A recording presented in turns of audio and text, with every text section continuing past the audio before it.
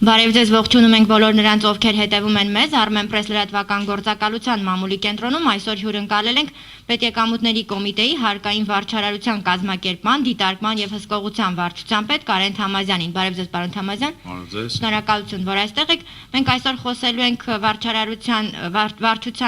2020 թվականի կատարած աշխատանքներից, ինչպես նաեւ կանդրադառնանք այս տարվա անելիքներին։ Խնդրեմ, պարոն Թամազյան, կներկայացնեք ձեր վիճակագրությունը։ Բարև ձեզ, շնորհակալություն հրավերի համար։ Ես կներկայացնեմ հարկային պետական եկամուտների կոմիտեի հարկային մասնի հիմնական ցուցանիշները, փորձեմ խոսքս կառուցել բարձ, որպեսզի մեր ոչ մասնագետ ունկնդիրների համար ավելի հասկանալի լինի։ Ելույթը կկառուցեմ երկու մասից, կներկայացնեմ հիմնական ցուցանիշները 20 թվականի եւ 2021 թվականի հիմնական թիրախային ուղղությունները։ Ինչպես գիտենք, պետական բյուջեի մասին օրենքով 2020 թվականի համար նախատեսված էր տրիլիոն 607 միլիարդ եկամուտների հավաքագրում, սակայն կորոնավիրուսային համավարակով պայմանավորված տարվա ընթացքում ցուցանիշը ճշգրտվեց եւ նվազեցվեց մինչեւ տրիլիոն 326 միլիարդ։ Դրա դիմաց պետական եկամուտների կոմիտեի կատարողականը կազմել է շուրջ տրիլիոն 385 միլիարդ դրամ։ Այսինքն ճշտված ծրագրային ցուցանիշի նկատմամբ շուրջ 59 միլիարդ դրամով տեղի ունեցել գերակատարում։ Բնականաբար 2019 թվականի հետ ցուցանիշները համադրելի չեն, դրա համար շատ համադրություններ չեմ կատարի, որովհետև հայտնի է, որ 2020 թվականի մարտ ամսից կորոնավիրուսային համավարակը ակտիվացավ հանրապետությունում։ Այս մասով կցանկանայի նշել, որ 2020 թվականին հարկ վճարողներին վերադարձվել է շուրջ 138 միլիարդ դրամ, ինչը նույնպես պետական եկամուտների կոմիտեի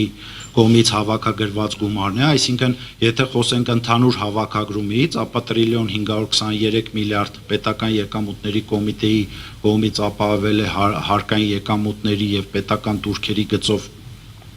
գումարներ, որից 138 միլիարդը վերադարձվել է հարկ վճարողներին։ Արդյունքում ցուցանիշը կազմել է տրիլիոն 385 միլիարդ։ Եթե խոսենք կառուցվածքի մասին եկամուտների, ապա կցանկանայի նշել, որ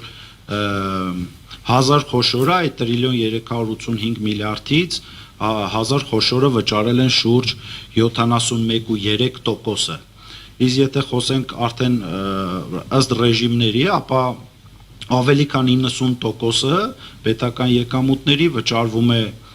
ավելացված արժեքի հարկ վճարողների կողմից, որոնց քանակը կազմում է շուրջ 15000 եւ ոչ առևտրային կազմակերպությունների կողմից, այսինքն սրանք, որոնց քանակը շուրջ 6000 է, սրանք են կազմակերպություններն են, որոնց գործնեության նպատակը շահույթ չի հետապնդում։ Այսինքն օրինակ, չգիտեմ, պետական եկամուտների կոմիտեն, որը իր աշխատակիցների համար պահում է եկամտային հարկ եւ վճարում բյուջե, ֆինանսների նախարարություն եւ այլ հիմնարկներ։ Կուզենայի նշել աշխատատեղերի քանակի մասին, թե ինչպիսին է աշխատատեղերի վիճակագրությունը։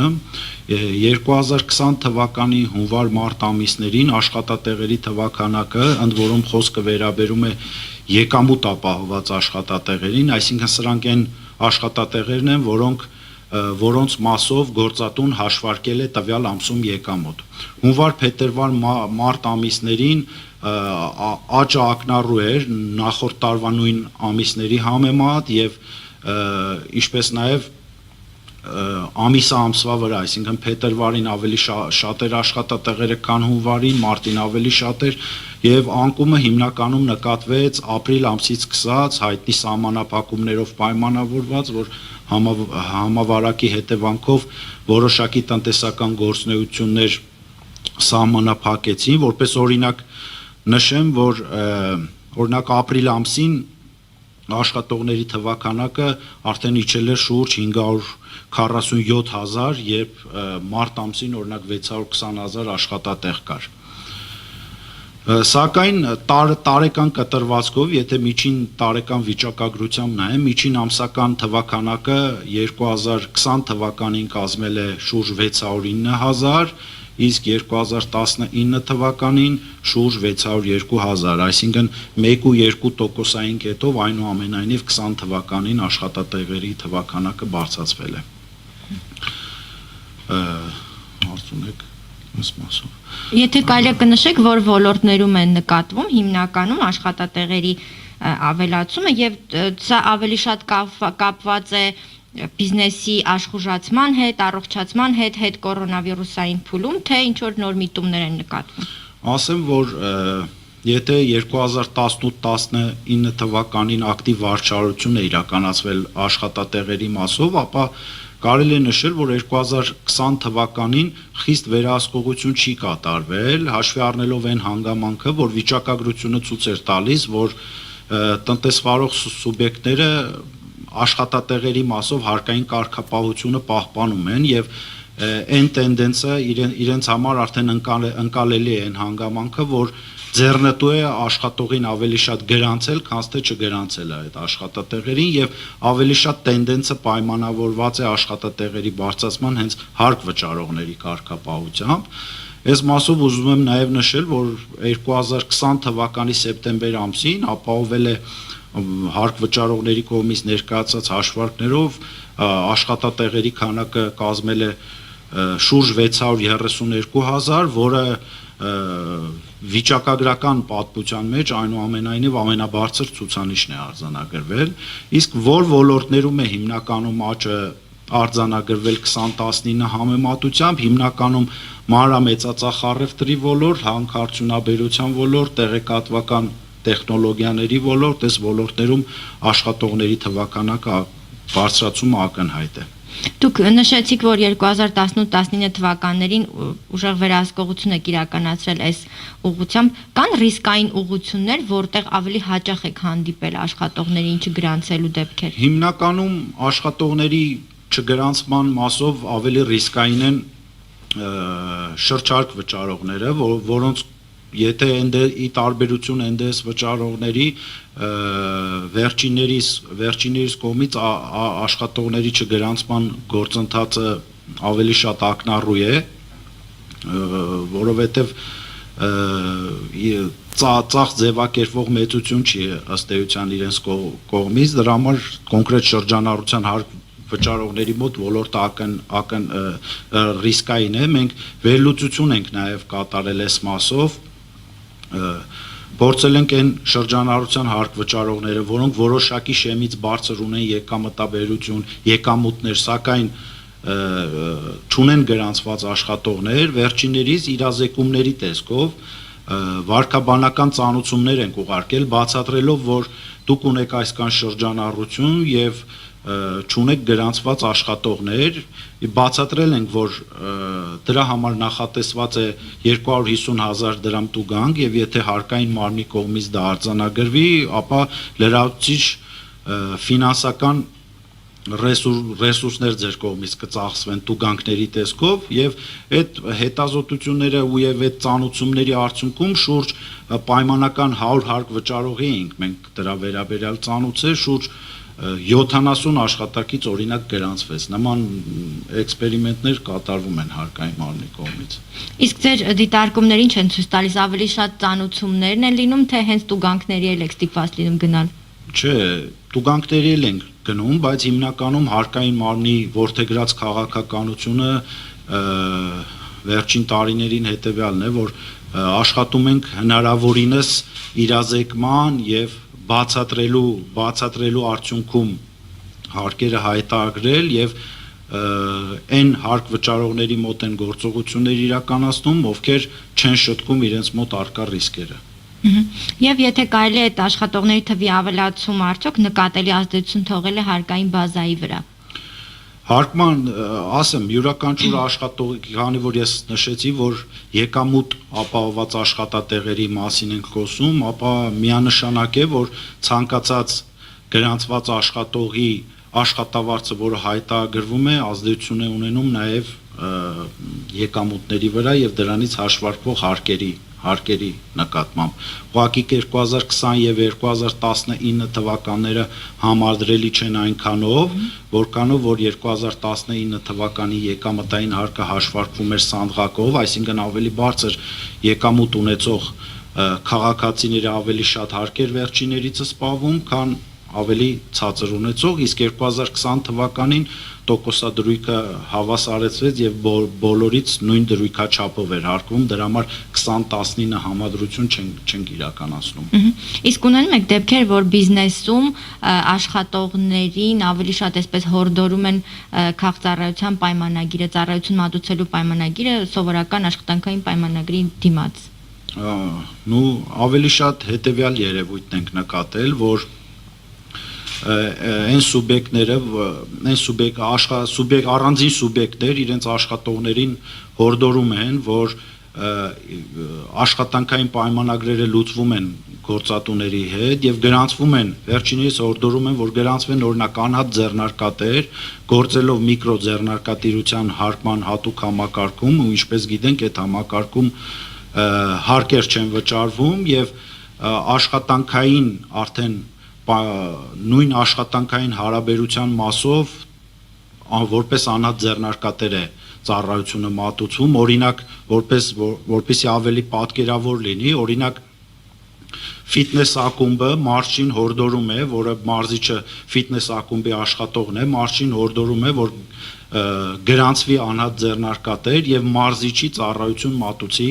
ֆիթնես ակումբին, որը ըստ էության աշխատանքային հարաբերություն է, սակայն միկրոձեռնարկատիրության համակարգում այդ ծառայությունը մարզիչի մատուցելը արդեն հարկ չի գեներացվում, ըստ ավելի շատ նմանատիպ երևույթներ են։ Իսկ դուք այստեղ անելիք ունեք։ Այո, իհարկե, մենք ամենօրյա հսկողություն ենք սահմանում, չնայած այս իմ նշած գործողությունը օրենսդրության սահմաններում է կատարում, այնուամենայնիվ հարկ վճարողների հետ բացատրական աշխատանքներով մենք փորձում ենք այս ռիսկերը կանխարգելել։ Շատ լավ։ Իսկ հաշվարկային փաստաթղթերի հետ կապված ինչ կներկայացնեք։ Հաշվարկային փաստաթղթերի հետ կապված նշեմ, որ 2020 թվականին հաշվարկային փաստաթղթերի քանակը բնականաբար նվազել է, հաշվարկային փաստաթղթերը դրանք այն փաստաթղթերն են, որոնցով հարկ վճարողները հիմնավորում են եւ արտացոլում են իրենց իրացման շրջանառությունները, վաճառքները, այսպես ասած։ 2020 թվականին տեղի է ունեցել էլի համավարակով պայմանավորված, տեղի ունեցել նվազում, մասնավորապես 2020 թվականին դուրս է գրվել 453 միլիոն հաշվարկային փաստաթուղթ 6.4 տրիլիոն դրամ գումարով, որը ավելի պակաս է 2019 թվականի նկատմամբ, քանակով 0.5%-ով, իսկ գումարով 1.5%-ով շուրջ 114 միլիարդ դրամ։ Ընդ որում ցուցանիշների վերլուծությունը նույնպես իրացման շրջանառությունների մասով ցույց է տալիս, որ այդ անկումը հիմնականում տեղի ունեցավ մարտ ամսից սկսած, որովհետև հունվար-փետրվար ամիսներին նախորդ ժամանակաշրջանի համեմատությամբ հաշվարկային փաստաթղթերի քանակը աճել էր շուրջ 34%-ով, իսկ շրջանառությունը 19.5%-ով հունվար-փետրվարին նախորդ տարվա նույն համադրելի ժամանակահատվածի համեմատությամբ աճել էր։ Արդեն մարտից անկումը նկատելի էր։ Հիմա տարվա կտրվածքով նվազումը պայմանավորում եք միայն կորոնավիրուսով պատերազմով։ Պայմանավորում եմ միայն կորոնավիրուսով եւ հետ պատերազմական տրամադրություններով։ Իսկ թեպետ տարին նոր է սկսել, բայց ինչ որ դրական միտումներ նկատվում է աշխատության։ Դեռ ուղղակի հունվար ամիսը չենք ամփոփել, դրա մասին ավելի ուշ կներկայացի, երբ որ հունվար ամիսը կամփոփենք։ Հաշվարկային փաստաթղթերը նաև ՀԴՄ-ն են, չէ՞, ներառում, ճիշտ եմ հասկանում։ Այո, ՀԴՄ կտրոններն են ներառում եւ հաշիվ վավերագրեր, հարկային հաշիվներ։ Եվ կարող եք մի քանի օրինակ ներկայացնել, բացի պատերազմից ու կորոնավիրուսից, եթե բիզնեսը փորձում է հնարամտությունների դիմել եւ ՀԴՄ-ի հետ կապված շրջանցումներ կատարել, ինչ որ դեպքեր հանդիպել եք։ Տեսեք, պետական եկամուտների կոմիտեի կողմից թեմատիկ ստուգումները ասեն, որ 2020 թվականին ավելի ուժեղացված հսկողություն է կատարվել հիմնականում ՀԴՄ կանոնների պահպանման ուղղությամբ եւ 2020 թվականին իրականացվել է ավելի քան 13000 ավելի քան 14000 հսկողական միջոցառում, որը նախորդ տարվա ցուցանիշը գերազանցում է 28%-ով, ընդ որում հուլիս-օգոստոս ամիսներին վերջին տարիների ամենաբարձր ցուցանիշն է արձանագրվել ՀԴՄ շահագործման կանոնների խախտման գծով եւ այստեղ կուզենայի նշել, որ 2020 թվականին այդ ՀԴՄ կանոնների խախտման բացահայտման ներգրավված տեսուչների ծանրաբեռնվածությունը 20%-ով աճել է, հիշեցնեմ, որ 2019-ին 18 թվականի համեմատությամբ ծանրաբեռնվածությունը կրկնապատկվել էր։ Եվ այս մասով կուզենայի ՀԴՄ կանոնների խախտման մասով նշել 2020 թվականին ի հայտ եկած նոր խախտման տեսակի մասին, որը որ բազմաթիվ տարիներ այդ խախտման տեսակը ի հայտ չէր եկել եւ 2020 թվականին ավելի քան 15 դեպքով բացահայտվել է ծրագրային միջամտությունների դեպքեր, սա ինչին է վերաբերում, երբ խանութը սպառողին տրամադրում է հսկիչ դրամարկղային մեքենայի կտրոն, այսինքն սպառողը տեսնում է, որ տվյալ սուբյեկտը իրեն տրամադրել է հսկիչ դրամարկղային կտրոն, որը ամբողջությամբ բավարարում է օրենսդրության պահանջներին, սակայն ինչպես գիտենք, նոր սերնդի ՀԴՄ-ները նաև տպված կտրոնների վերաբերյալ տեղեկատվություն փոխանցում են պետական եկամուտների կոմիտեի տեղեկատվական բազա, սակայն այդ հնարամիտ հարկվճարողները կատարելով ծրագրային միջամտություն, այսինքն տպելուց հետո կատարում են ծրագրային միջամտություն եւ ավելի նվազ գումարով են տեղեկատվությունը փոխանցում պետք տեղեկատվական բազա, որպեսզի այդ գործարքները հսկելի չլինեն։ Դրա արդյունքում ստացվում է իրականում տպված օրինակ 1000 դրամ կտրոնի դիմաց որոշակի ապրանք հանում են մեջից եւ ուղարկում են 700 դրամ պետական եկամուտների կոմիտե։ Հաճախ եք նման դեպքերի։ Դե արդեն իսկ ավելի քան ասեցի 15 դեպքով արձանագրվել է, այդ սուբյեկտները մեր ամենօրյա հսկողության ներքո են, այսինքն ում մոտ արձանագրվում է ծրագրային միջամտության դեպք, արդեն իսկ վերջիններս ամենօրյա հսկողության տակ են լինում։ Ձեր վարչարությունը այդ ուղղությամբ խստացվելու է այս տարի։ Այո, այս տարի խստացվելու է այդ ուղղությամբ։ Շատ լավ, մեր գործընկերներից եկած հարցերից հնչեցնեմ, հանրային հեռուստաընկերությունն է հարցնում, ՊԵԿ-ը վարչարարական նորություններ ունենալու է այս տարի, լինի աշխատատեղերի գրանցման, թե հարկերի հավաքագրման համար, մանավանդ որ տնտեսությունն այնպիսի վիճակում չէ, որ հարկային ստվերը հանդուրժի։ Այո, իհարկե, պետական եկամուտների կոմիտեն ասեմ, որ միշտ ռիսկային ոլորտները հսկողության տակ է պահելու ու հենց 2021-ի մի քիչ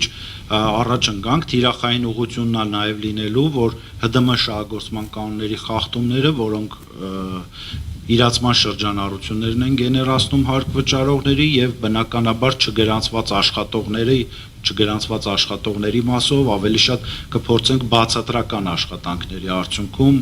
իսկ այն հարկվճարողները, որոնք չեն շտկվի, բնականաբար կիրականացվեն ստուգումներ եւ կառաջադրվեն պարտավորություններ։ Մասամբ իհարկե խոսեցինք, բայց եթե կարելի է միկրոձեռնարկատիրության ոլորտում ի հայտ եկած ռիսկերին անդրադառնանք, դուք ձեր նախորդ ասուլիսներում խոսել եք, որ հարկվճարողները գնում են հնարամտությունների, 2020-ին ինչ միտումներ ունենք։ 2020-ին, ինչպես նշեցի, այն միտումը, որ աշխատանքային հարաբերությունը տեղափոխվում է ծառայությունների մատուցման ոլորտ, ասեմ, որ 2020 թվականին ավելի քան 1000 միկրոձեռնարկատիրության սուբյեկտ հարկային մարմնի վերլուծությունների արդյունքներով տեղափոխվել է կամ շրջարկի հարկման դաշտ կամ ավելացված արժեքի հարկման դաշտ, այսինքն ընդհանուր հարկման համակարգ, 1000 սուբյեկտների մասով ռիսկերը բացահայտվել են եւ վերջիններս անցել են այլ հարկման համակարգեր։ Հազարներ ռիսկային են եղել։ Այո, հազարներ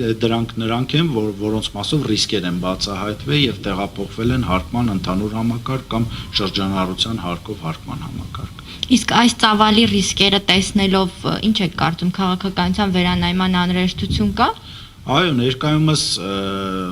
ներկայումս քննարկվում է միկրոձեռնարկատիրության մասով ասեմ, որ նաև նկատվում է, երբ որ ընդհանուր հարկման դաշտում գործող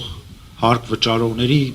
ծախսերը հիմնավորող փաստաթղթեր են դուրս գրվում, այսինքն միկրոձեռնարկատիրության համակարգը, ինչպես նշեցի, հարկվող չէ եւ նրա կողմից դուրս գրված հաշվարկային փաստաթղթերը արդեն ընդհանուր հարկման համակարգում գործող սուբյեկտների համար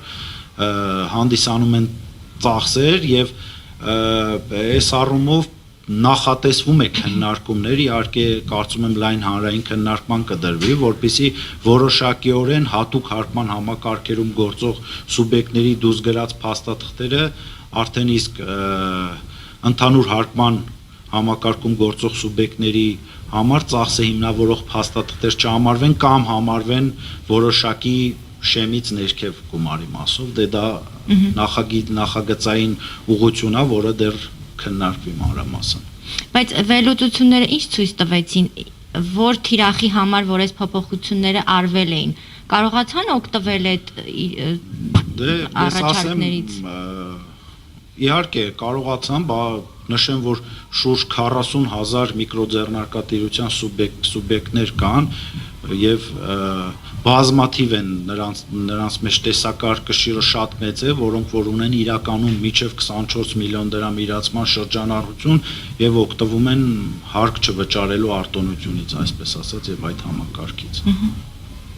Շատ լավ, 2019 թվականի դեկտեմբերին որոշում կայացվեց կառուցվածքային փոփոխություններ կատարել, սահմանելով հակակշիռների ինստիտուտ, եթե 1 տարի անց հետհայացքով նայենք, 2020-ին որքանով հաջողվեց այս փոփոխություններ եւ ինչ արդյունք տվեցին։ Այո, հարկային մասը հիմնական հիշեցնեմ, որ